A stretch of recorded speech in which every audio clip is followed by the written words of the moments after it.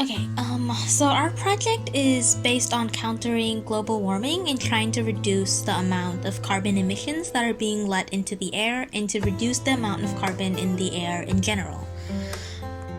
As you see here, there's a road with bike lanes, and this is to try to discourage people from driving cars all the time and try to ride bikes instead, especially if the destination is not that far away.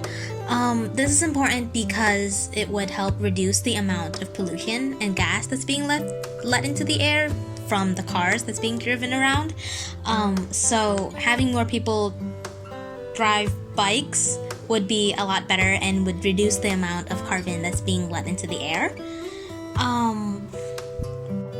And you can also see that next to the road, there's a lot of buildings that are pretty tall, and this is to try to reduce the amount of space that's needed for living, which would also decrease the need for deforestation because more people could live in a smaller amount of space.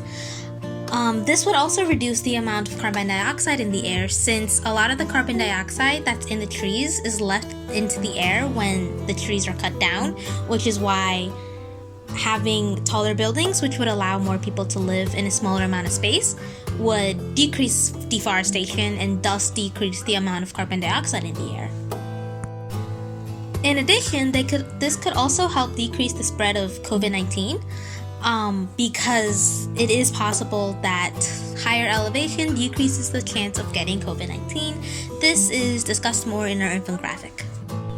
We also know that living in higher elevations can cause other problems such as altitude sickness, and this is not what we want. So in order to counter this, we build air filters on top of each building, which is what you're seeing right now. This is the parks, which is to try to increase the amount of trees and other plants in the crowded New York City area.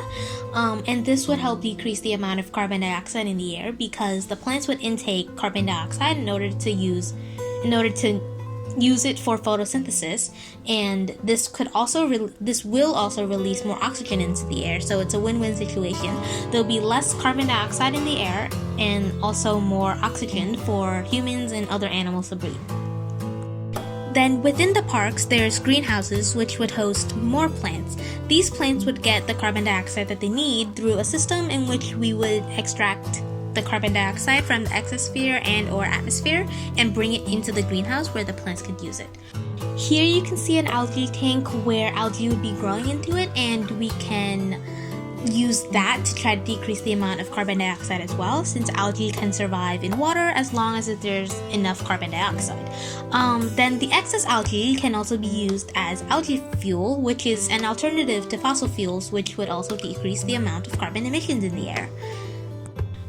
We are aware that not all places in New York City are big enough for large parks, in addition to large greenhouses placed within them, so an alternative could be that there are small greenhouses on top of apartment buildings, and this could also be another way to decrease the amount of carbon dioxide in the air.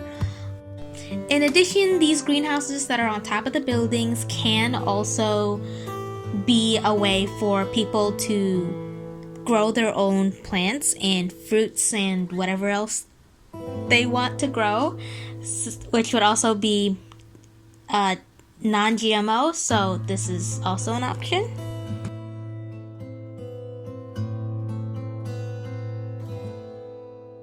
So that concludes our Minecraft presentation, and we hope you enjoyed it.